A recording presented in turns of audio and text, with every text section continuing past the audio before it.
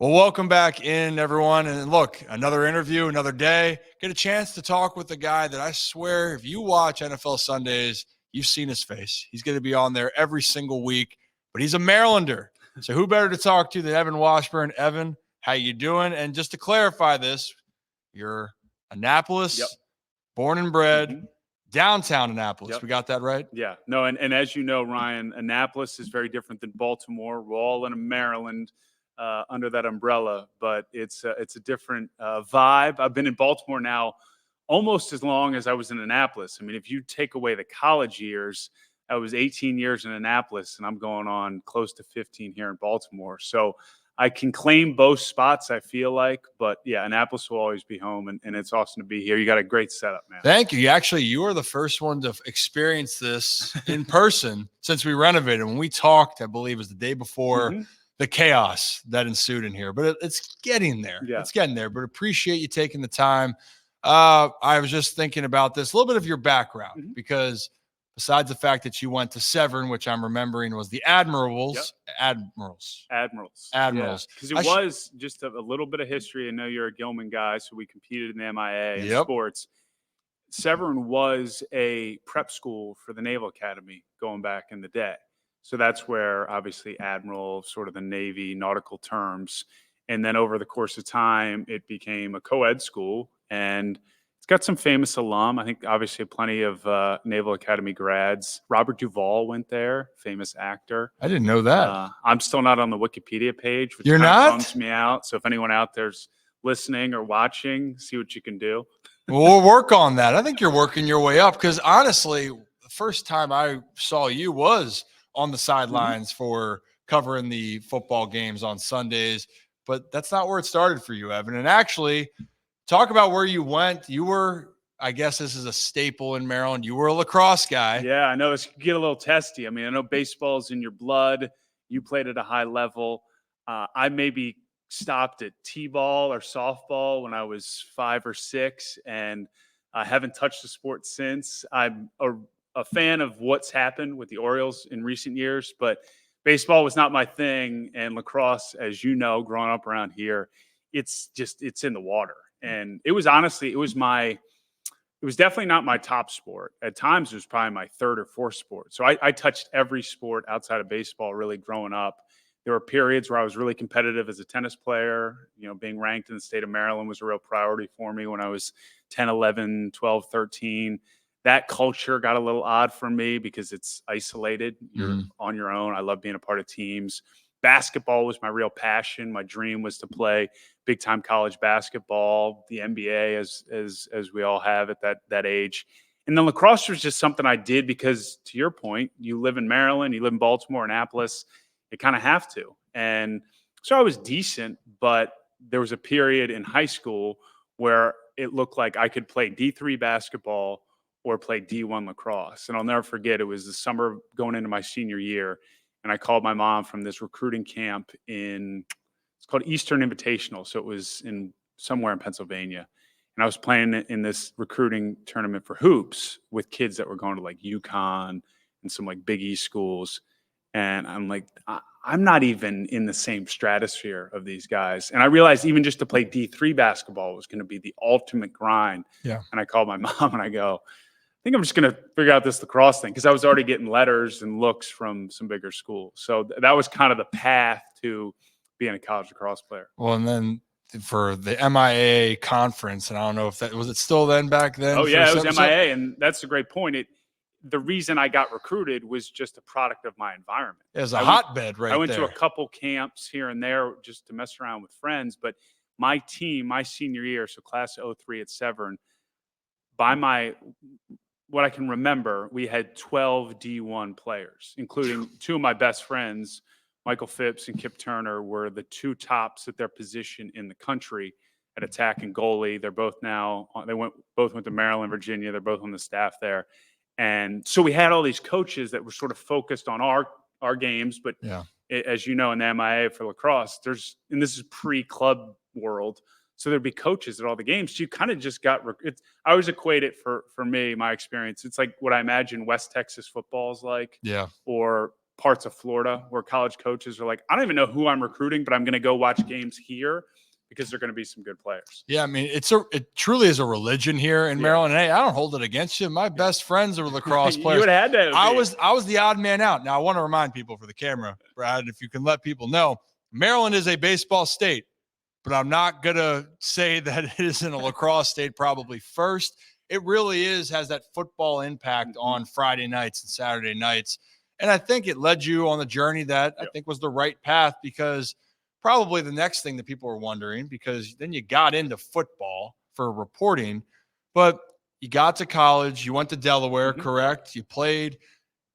Talk about your process of trying to get into the media space, because I think when people try to connect the dots, they're trying to figure out how you landed with a lot of people would love the opportunity of being on an NFL sideline each Sunday. Yeah, I love kind of sort of peeling back the curtain on how wacky, challenging this business is, and you're getting a taste of it now as you're embarking on your career in the media space. Unlike and my wife Kate, she's in a high level accounting. She works for a mutual fund. Her path was so clear. She went to University of Delaware, got an accounting degree, and had an internship, worked for a public accounting firm, and you go up that corporate ladder. And same situation if you are going in the law field or the medical field, sales in a lot of ways. It's pretty cut and dry. This is the wild, wild west. Now, there are situations where you can go to a school like Syracuse or even Delaware and be heavily involved in the campus radio station, TV station, and then have your reel, which is your resume, as you know, which is an example of you doing the job, and then getting a job at a small market, local TV, and then you kind of work your way up the market ladder. So I think last time I checked, Baltimore's like in the 30s or 20s of markets, but you start in like the low 100s or high, 200s, and then you got to work your way up. So for me, I went to University of Delaware, and my two priorities were lacrosse and fun, and that's all I cared about. School was a distant third. I'm not proud of this at this point, but school for me was always a grind. I'm very open. I was dyslexic, so for me to just get to college, I needed sports. I needed the security of, all right, you'll get in, you barely have to apply. And when I got there, it was just, how do I stay eligible? And that was a grind, but I was able to do it. But whenever, as you often are in those times in your lives, at home, at a family event, even talking to your teachers, hey, what do you want to do when you're done school or done playing? Because lacrosse, while it's grown, the professional world of it, at that point it was the MLL, now it's the PLL, and what the Rabels are doing, was not something you could guarantee a real fruitful long-term fiscal security in life. So it would be, I think I'll be a sports broadcaster, because it just sounded cool, and it sounded truthfully interesting, because I like sports, I like TV, why not combine the two? But I did nothing in college to actually make that dream a reality. And what happened was I suffered injuries twice in my college career. Once the lead up to my first junior year, and tore my right ACL, missed that whole year. Came back, was healthy, played well. We went to the Final Four in 2007 here in Baltimore, which was a lifelong dream and memory. Played the following year, was planning on doing the MLL thing and just kind of putting off being an adult for a while. Tore my other ACL senior day of my fifth year. And that was the real slap in the face moment after I got over the physical aspect of it, where it was, oh no, you've graduated, you're back at home in Annapolis, living at your parents' house, and there's no longer, I'm saying I'm going to do something. You might have to actually really try and do it. And to try to expedite the story and the timeline, but I don't like to make it seem like it happened quick, because to your point, people think, oh wow, this kid's in his late 20s, early 30s when I first saw him on TV, and that seems like he just had a meteoric rise. It did move quickly in a lot of ways, but as you know, when you're experiencing it, it's an hour-to-hour, day-to-day grind of fear, insecurity, like, how am I going to pull this off? And I was able to get an internship where I was the only college grad. I almost had to pay to do the internship by taking community college classes to be a part of the internship at what was then Comcast Sportsnet in DC, and they covered DC sports and Baltimore sports. And that was kind of my entree into what the media world is and just the nuts and bolts of how do things go on television. And how old were you when you started 23. there? You're 23. So I was an older grad. Like I took 5 years at Delaware. I was old for my grade. So I was 23 interning with kids that were in their 1920s. Yeah, but the one thing I do want to point out, first off, I think anyone's not telling the complete truth if they're saying they're not going to college to have some fun. I know you're trying to, figure out what you're doing later in life. I was guilty of it. I only was in college for 2 years, wanted a 4-year school, went to a junior college, and then got into pro ball. Carolina, was that right? South Carolina my freshman year, transferred out and went to a junior college in Florida, Go Pios, Indian River down there in Fort Pierce, Florida, and then signed with the Nationals. Actually was going to go to Wake Forest if I went back, got drafted, the rest is history. But I knew I wanted to go to pro ball, but I also wanted to enjoy the ride of it. And even in pro ball, I'm trying to figure out how the hell am I going to be a pro? Yeah. I'm 20 years old when I signed. There was a lot of moments I had to grow up with that. That's first thing. Secondly, is that I love the fact that you mentioned you didn't have any background with this. And I think that was the bigger part I wanted to focus on. You had to grind your way. And yes, you started with an internship at 23. So I guess then when did you start having the opportunities start to grow? Because the first opportunities, if I remember you talking about it, was covering lacrosse was really your first opening. So just can you touch on how that happened and then how it was able to transfer over into the NFL world? Sure. I mean, it often goes back to do what you know. And while I was interning at the TV station, which was so valuable in learning the behind the scenes, behind the camera aspects of the job and in the space, I had the opportunity to, for free, call college lacrosse games it ended up airing on Masson, but they were produced by a person who I'd known. Is loosely affiliated with the high school that I went to, Severn. His kids went there. It was one of those where he was looking for a former player to basically work for free. He offered it to my buddy who didn't want to do it. And he said, well, Evan's trying to do media and announcing. Why don't you use him? So that was Leif Elsmo, to use his name. Good dude. And this would have been in 2010. So I did 10 games, I think, it was ECAC college lacrosse. And so I was the color man in the booth, so the analyst, the game analyst. And it was my first time being in front of the camera on mic and having to, at that point, break down a lacrosse game. And it was choppy at best out of the gate. But over the course of a couple games, I started to figure out, I can do this maybe. And Leif had some experience, so he was extremely helpful. But what that provided me which is, as you know, gold, is on-air experience and a semblance of a reel, so a resume reel, that I then in turn looked in the space and said, all right, where do college lacrosse games air? Because I'm not qualified to be a general reporter, sideline, play-by-play, studio host. What I now have proven, even though I hadn't really proven it, is that I can call college lacrosse games.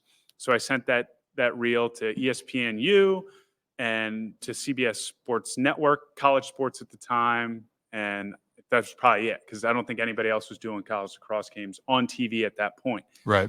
And I remember talking to someone at CBS, and she said, well, we don't have any opportunities, but I'll keep your resume on file. And it was the following year I got a call or a note from her. And at this whole time, I'm still working at Comcast Sportsnet. And at this point, I've kind of carved out a role where I was basically Brent Harris and Mark Fogelsong, who covered Baltimore specifically for that cable network. I was their intern or freelance production assistant, and I would just hang out with those guys. And it was such a great experience because I learned all the nuts and bolts of how to cover sports locally. But I get this email. We have one game available. It was Princeton Cornell, spring of 2011. It's all, you can have it if you want it. And of course, I'm like, yeah, of course. I'll take it. Yeah. So I do that game in spring of 2011. The first time I got a plane ticket. They paid for travel. Got a rental car. I'm going to this random hotel in Ithaca, New York. And I do the game. It's funny. I do it with Brent Stover, who I still know. He still works at CBS. We're friends. And I'm so nervous. But once I got through the on-camera open, which again was choppy, I called the game and I did well enough that at halftime they offered me a game the next week. And this is the last thing I'll say before, I'm sure we'll kick it back and forth, but this just came to me, which I think anyone who's young in this space should listen to. And it was probably advice from my parents, who did a great job. Was after I did the second game. So the following week I did a game. It was the America East Championship in Long Island. And I'd done 2 games for CBS, and that was it. Like, their priority is not lacrosse, obviously, but they do it, and they put a lot of care and thought into it. But I now had bosses that were in charge of assigning all this stuff. So I reached out to them and I said, if I get myself to New York, where their offices are, will you give me time to sit in the office and have you critique my job, my tape in front of me? Yeah. And to their credit, they said yes. So that summer I paid, or whether it was me, my parents, my girlfriend at the time, now wife, found a way to pay for that, take it up to New York, went to their office, and they critiqued the game. And those bosses, a couple of them are my bosses to this day on big CBS. They moved up the company, and now so it was a great, and I'm not saying that got me everything, but the sooner in the process that you can break down the email chain and make it human and face-to-face, and them get a chance to know what you're about, and that you're focused on not just doing this for the celebrity or the cool or the money, like you just actually want to improve and do it because you like it, that goes a long way. And I do think that was rooted in my athletic background, because to me, it was basically like, I want to be coached. So if you're willing, I'm ready to be coached. Yeah, coach me. I think that's the part.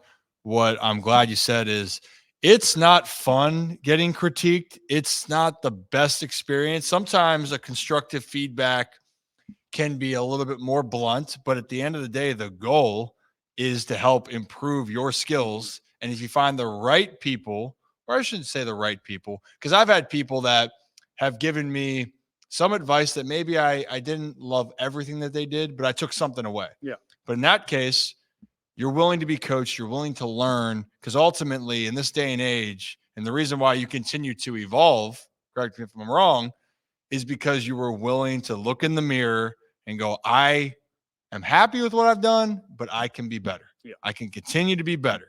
And then your bosses see your work ethic. You see how much you've grown in the process.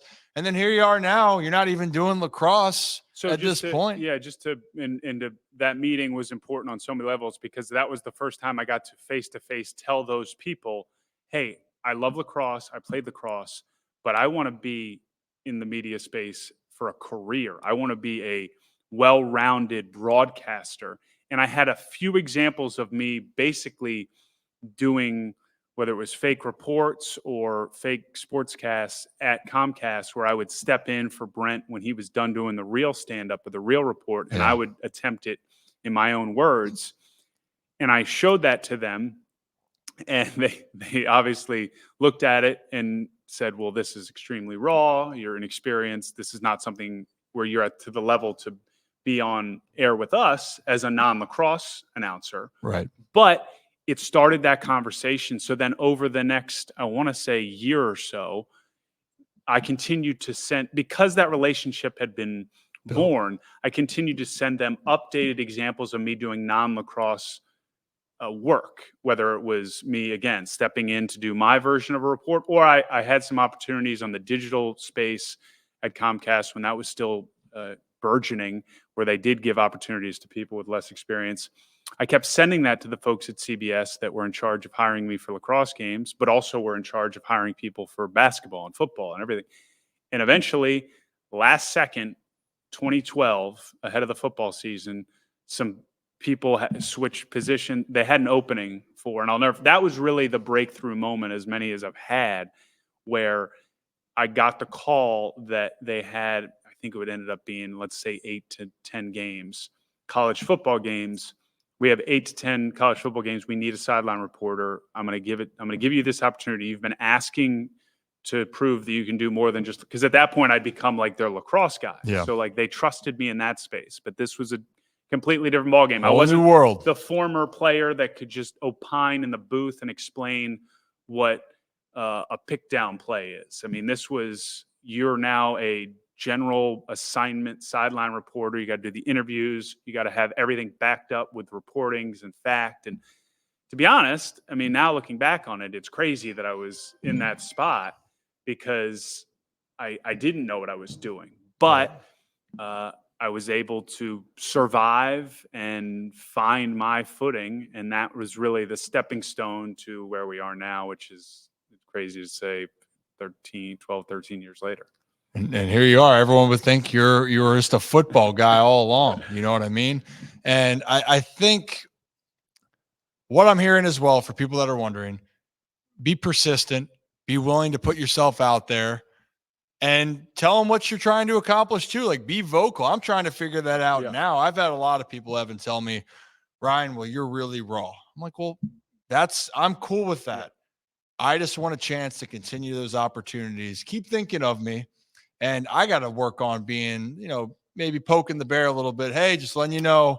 That's a great point because I still think about it and I still experience some of it to this day, but it's a very fine line of being persistent, but don't be a nag and don't be overly pushy. And I think what I figured out was sometimes the best thing to do is to say nothing and allow them. Now, granted, this is once you've established a relationship and a position within a group, whether it's a company, a network, a TV station, because they don't want to hear from you all the time about what it is you want. And this goes back to the sports thing where I think I've been able to really benefit from my experience as an athlete and being a part of teams. I don't think I'm necessarily some special broadcaster. I think I've improved and I've gotten to a place where I have my approach and style and people have felt comfortable with it, and some like it, some don't. That's the subjective nature of what we do. But what I know I am is a really, really good teammate and hopefully a good employee where I'm only going to ask you for something when it really matters. And I'm only going to present something to you when it's really important to me, so that it really carries weight. I'm not interested. We don't have to talk every day. We don't have to talk every month. We don't have to talk for 6 months. If you don't have something for me to do, like, goes back to the Mad Men. I don't know if you've ever seen this. I mean, I love the show, but it's now famous in some ways because of the quote, which I guess is a meme. But that's what the money's for. It's like, if you work for somebody, you're there to be a part of their team and do what you're assigned to do and do it to the best of your ability. It's not their responsibility to continually provide you with opportunity.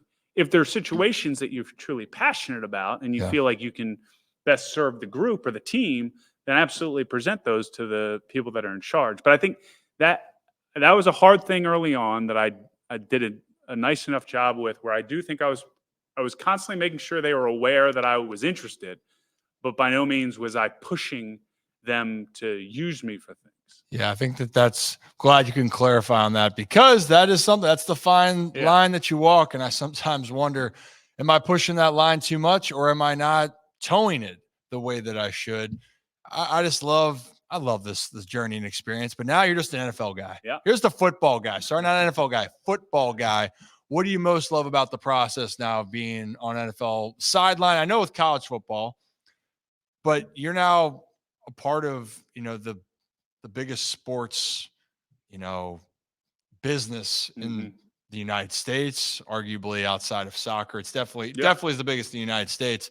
What do you enjoy the most about, football Sundays, of going and having that experience throughout the regular season? I do think in a lot of ways it starts right there with how you laid it out. I think that it's not even an ego thing. It's just the stakes are extremely high for all of us that are doing the games, because we know how many people are watching and how important that property is to who we work for and to the league. So the littlest thing ends up being the biggest thing on an NFL Sunday or Monday or Thursday. Whenever there's a game, the magnifying glass on everything you say and you do is huge, and that's stressful, but I get excited by it, because if you are obsessed with preparation and obsessed with trying to do the best job you can do, there's no better platform, because again, the stakes are high. Failure means you're going to get exposed to a lot of people, and you're going to hear about it from a lot of different people. So I think that's a big part of it. But as it's grown, and as I enter year 11, the thing that I appreciate now probably as much is just how small the world is. Yeah. And college football, I only did 2 years of it. Now it's even more so. I do get a taste of it doing college basketball in the spring for the March Madness. Just how transient that is. The rosters are so much larger. Even before transfer portal, guys are only on a team for maybe 2-3 years, maybe 4. The NFL, I mean, now in year 11, I've kind of moved into a new generation, but I've still got guys that were there, whether it's a Rodgers. I mean, these are, and so over time, not that we're buddies by any means, but you just know everybody a lot better because, and coaches, for example, I mean, here in Baltimore, I mean, John Harbaugh was the head coach when I was the intern, and he remembers me from those days. And now I get to interact with him at this level and at AFC Championship games. So I really like the NFL because as big as the sport is, and as many people watch it, and all the value that's attached to it, it's a really small, insular world that is incredibly hard to crack and gain trust and build relationships, and not relationships to get inside knowledge or access. Yeah, sometimes that does happen.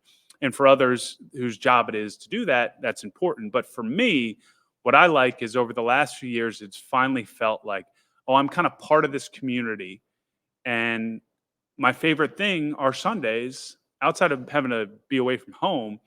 Like when I go into a stadium, I even know like the security guys at opposing stadiums in Pittsburgh and Cleveland, and then you know the people behind the scenes. So I think that's what I appreciate now more than anything. It's the biggest sport, whether you call it the world or the country.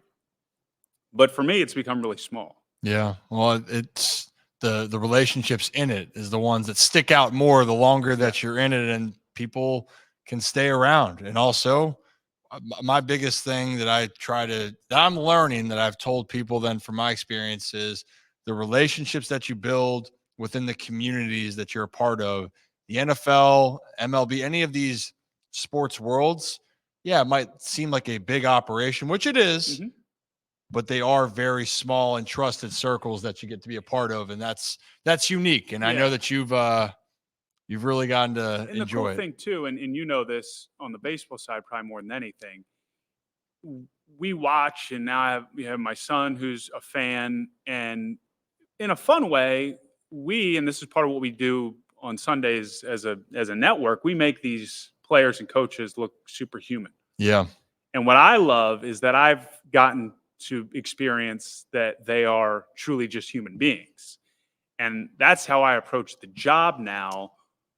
And I think it's actually helped me in the job, because these guys walk around and they're constantly, in a good way, but sometimes I imagine it gets exhausting, sort of constantly feeling like they have to live up to some expectation of being superhuman, because either physically or whatever they're able to do ability wise, that is what they can appear to be.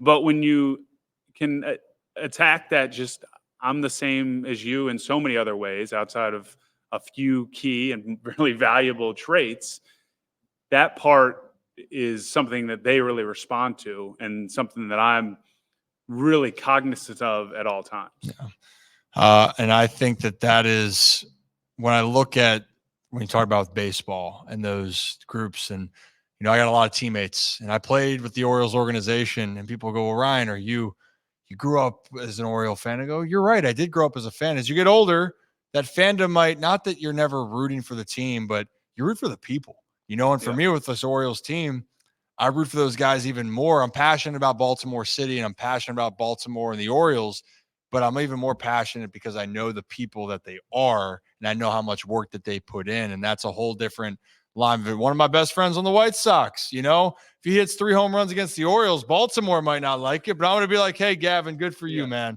but take it easy next time. Their livelihood's on the line. Before I let you get out of here, do you have a couple best moments from being around the NFL? Or it shouldn't say best. Yeah. Just a couple moments that you got to cover or be at that stick out to you. I mean, I always go back to my favorite moment, I guess, is I guess I've been messing this up. I think it was 2019, but it was the 2018 season because it was the 2019. It was the AFC Championship game in 2019. New England's in Kansas City. Crazy cold night. And game goes to overtime. It was New England winning the game, going to their final Super Bowl that they won in Atlanta against the Rams. And I did so each playoffs of our crew. So I'm on the crew with Ian Eagle and Charles Davis. Once our season's done, I will join the lead crew, Nance Romo and Tracy Wolfson, and then Tracy and I will split sidelines. And so I was assigned New England, Tracy had Kansas City. New England wins, so it's my responsibility to get a post-game interview. And I obviously, in that moment, the goal is to interview Tom Brady. And at that point in his career, Tom was more he wasn't as always accepting of doing the post-game interview. He just, for whatever reason, and he'd earned the right to basically do whatever he wanted to do on that front.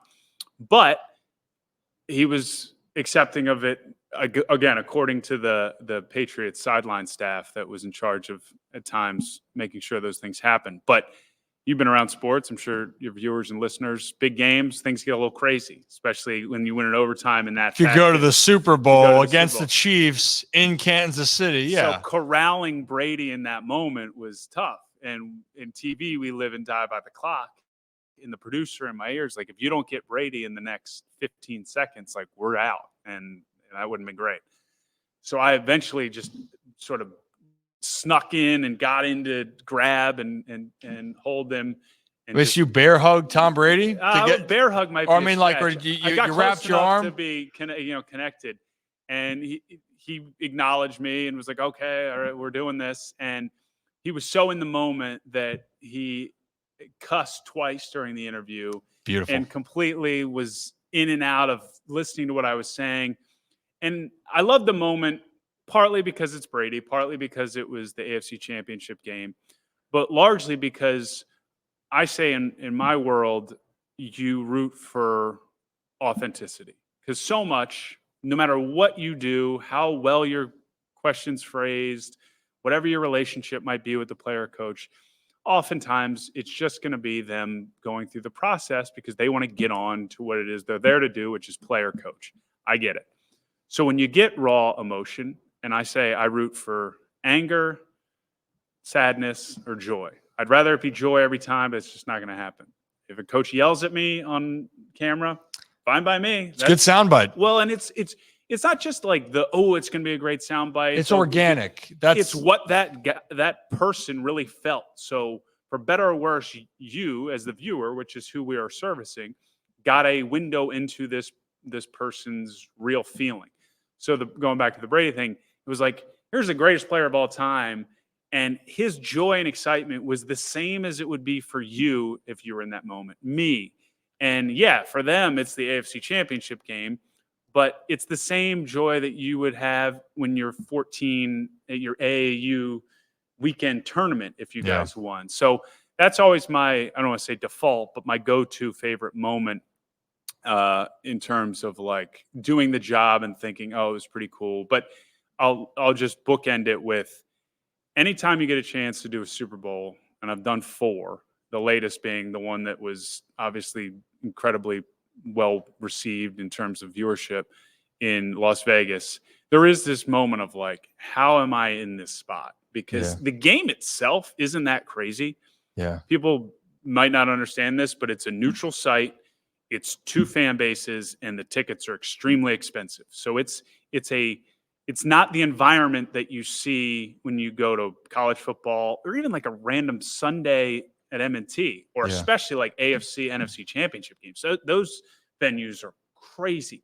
Super Bowl's got this different vibe to it. So, but there are these moments, whether it's anthem. I'll never forget Lady Gaga at Super Bowl 50 singing the anthem and thinking, wow, this is incredible. Or the kickoff with the flash bulbs. Yeah. Those get you. Or just hopefully, which I've gotten better at, these moments in the game where you just kind of do the look around and you go, oh, this is pretty wild that I'm in this spot and that it feels normal. That's the cool part. When you kind of break through all the fear or all the anxiety of how many people are watching and you just go, oh, wow, I'm doing what I do for a living week to week. This just happens to be the most watched event of the year. Yeah, well, I think you were able to normalize it to the everyday person. It is something. It's a spectacle. It's the event that everyone talks about every year, the Super Bowl, and it is the theatrics. But at the end of the day, it is a game. Yeah, it's two teams going out there. One's going to be the champs, one's not, but they're also just people going out there trying to do their job over and over, just like you're doing your job. Evan, I've kept you long enough. I haven't bothered you enough yet. I will bother you more in the future. Yeah, you don't have to worry about towing any lines with me. Oh, well, I wasn't worried about that. A big believer in this world, we have to, especially when you talk about, being guys from Baltimore and living in this community, which we both love and appreciate. The best people in this business are the ones that are consistently trying to pay it forward / kind of bring up everyone around them, because as we're seeing, while it's as wild as it's been in terms of what's media, what's popular, I'm convinced that if the more talented, good people are doing it, the better it is for all of us. I agree with that. And I like to quote with Wedding Crashers a ton. It's just people helping people, Evan. So, hey, I appreciate you. Thank you. And best of luck this year. Thanks, man.